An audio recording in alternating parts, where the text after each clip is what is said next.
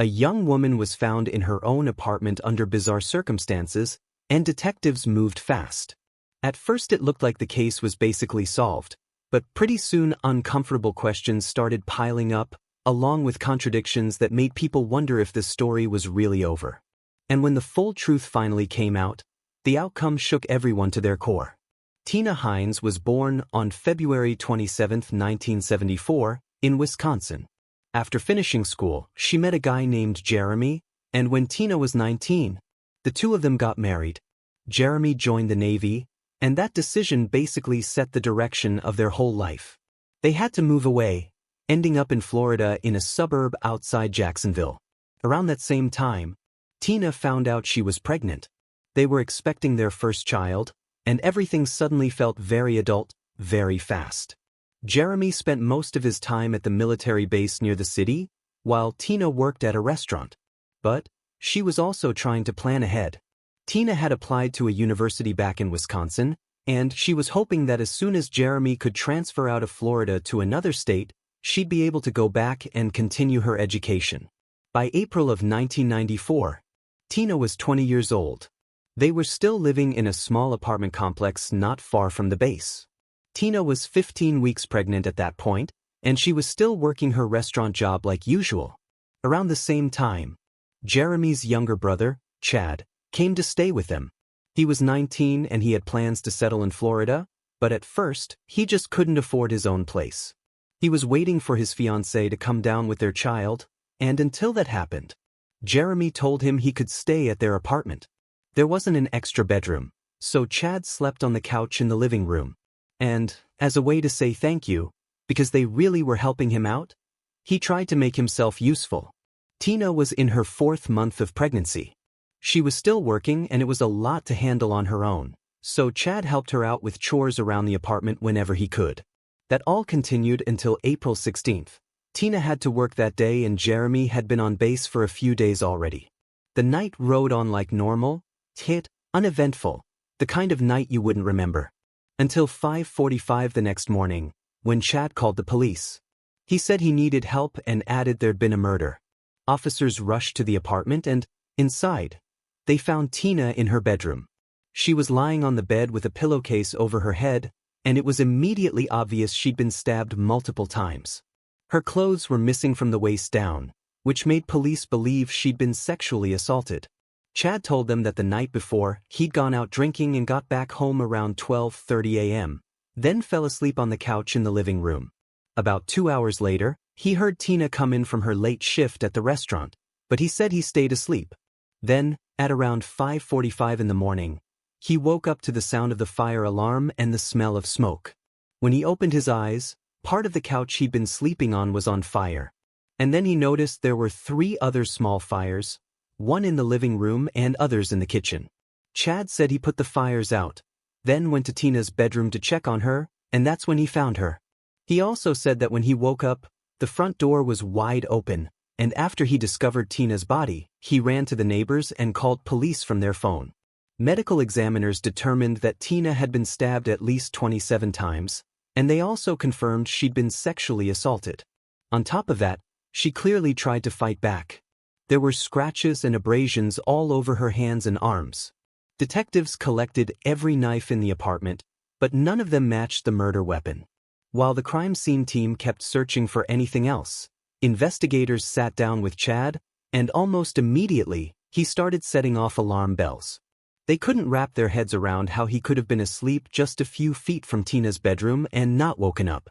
Based on his story and what the scene suggested, some unknown attacker would have had to get inside, assault Tina, stab her dozens of times, and then start fires in 4 different spots around the apartment, including the couch Chad was sleeping on.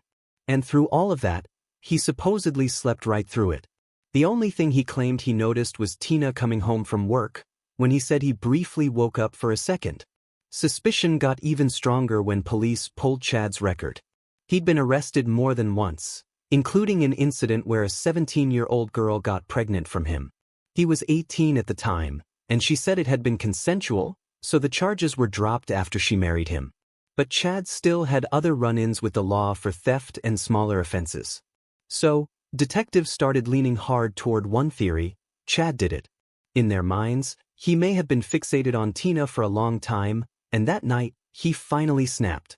Then, after the fact, he set multiple fires to destroy evidence and tossed in the front door was open, detail to make it sound like some outside intruder. With all of that on the table, police arrested Chad and charged him with Tina's murder. He was held in jail while he awaited trial, and he stuck to his original story, repeating that he had nothing to do with it. Not long after, he hired an attorney. And that's when the defense started digging for anything that could back up Chad's claim that he was innocent. The first thing Chad's attorney pointed out was this: there wasn't a single drop of blood on Chad's clothes, and there were no bruises or scratches on his body. Nothing you'd expect if Tina had been fighting for her life and trying to claw her attacker off. Prosecutors fired back with their own explanation. They said Chad could have taken off the bloody clothes afterward, carried them out of the apartment along with the murder weapon, then washed himself off in the shower. They also noted that Chad had a burn on his hand, consistent with the kind of injury you could get from holding a lighter on too long. Then, the defense brought up something else. The forensic team had found multiple biological samples at the scene. Under Tina's fingernails, there were skin particles, and on the bed sheet, there were traces of male semen. But at the time, DNA testing was still pretty new in courtrooms, and it wasn't anywhere near as precise as it is today. So for a jury back then, it didn't carry the same weight. And experts couldn't say with certainty, this is a match, or this is not. On top of that, investigators found 3 stray hairs on Tina's body and clothing. Testing suggested all 3 came from the same person, and it wasn't Chad. Still, that evidence basically went nowhere because the analyst who examined the hairs couldn't provide an official conclusion about how common that hair profile might be in the general population. The DNA tools they had at the time just didn't allow him to calculate those odds. The prosecution, meanwhile, pointed to something Chad allegedly said early on. When he first saw his brother after everything happened, Chad broke down crying and reportedly said, "I'm sorry, I didn't want to do this." Jeremy also told his mother he believed Chad was responsible, even though he never publicly accused him of killing Tina. Chad, on the other hand, claimed he thought Jeremy could have done it. According to him, Jeremy and Tina fought constantly, and the marriage had been tense for a long time. But Jeremy had an airtight alibi.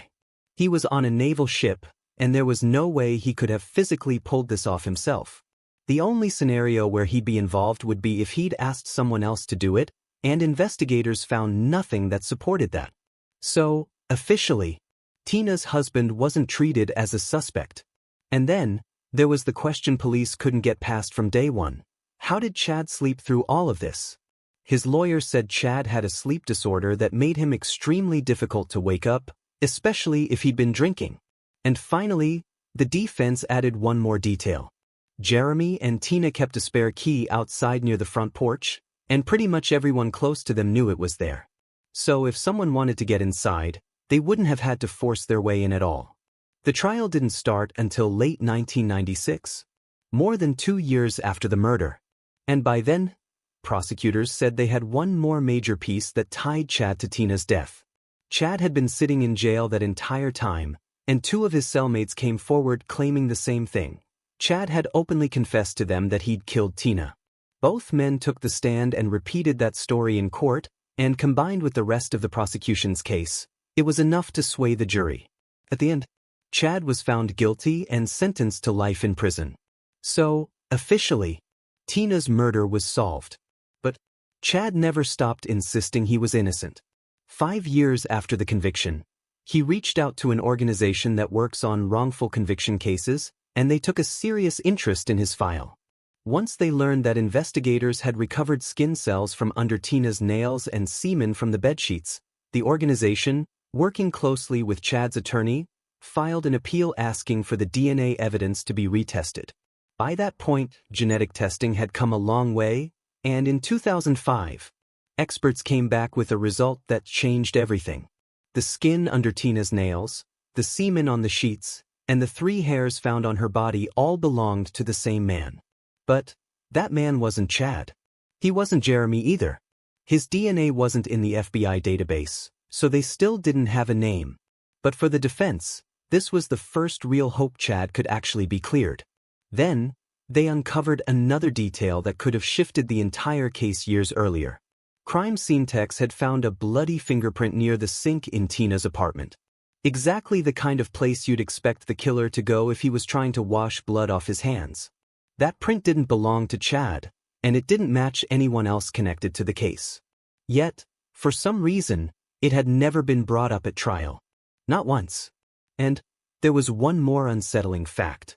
Another inmate, someone who'd been locked up in the same facility as Chad, later claimed he'd overheard two prisoners talking about how they were going to set Chad up. According to him, they were literally discussing how to say Chad had confessed to them. Even with all of that on the table, the DA's office tried to block the case from being reopened. They kept insisting Chad was guilty, but his attorneys finally got a breakthrough. Based on everything that had come out, the judge overturned Chad's conviction. The problem was, the prosecution immediately announced they were going to try him again. So, Chad didn't walk out of jail. It took about a year to gear up for a new trial. But eventually, prosecutors had to admit the obvious. With all the evidence now in front of them, Chad being the killer just didn't look likely anymore. In 2007, they dropped the plan for a second trial, and Chad was finally released after spending 13 years behind bars.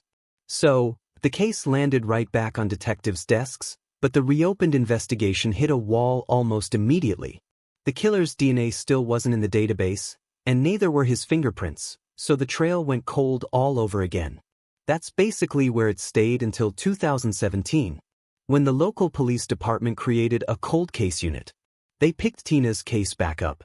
But, even 23 years after the murder, the killer's DNA still wasn't showing up in any database. In 2021, investigators decided to try something new: forensic genetic genealogy.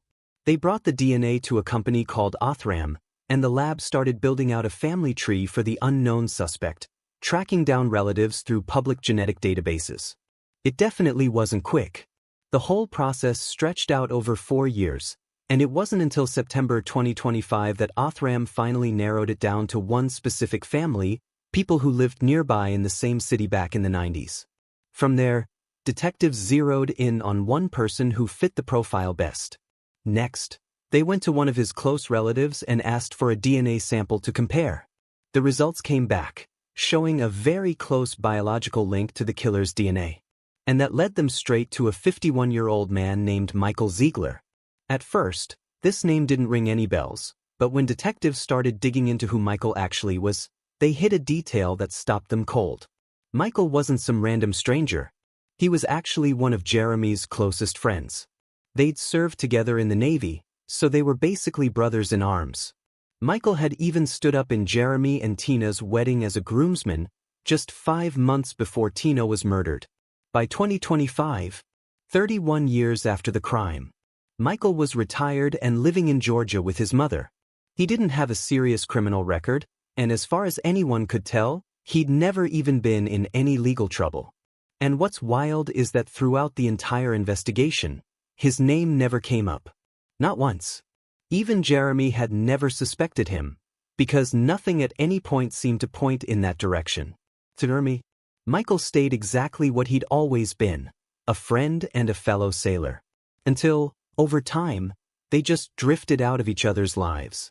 Once police finally had a solid name to work with, they reached out to authorities in Georgia. Local officers moved in and arrested Michael. After that, investigators collected his DNA, and the results came back as a full match. The semen, the skin found under Tina's nails, and the 3 unknown hairs all belonged to him. With that, Michael was charged with murder and sexual assault, and he was extradited back to Florida. He's now sitting in jail, waiting for trial. And as of this moment, a court date still hasn't been set. At his first hearing, he pleaded not guilty, but with the kind of evidence stacked against him, it's hard to see how he avoids conviction.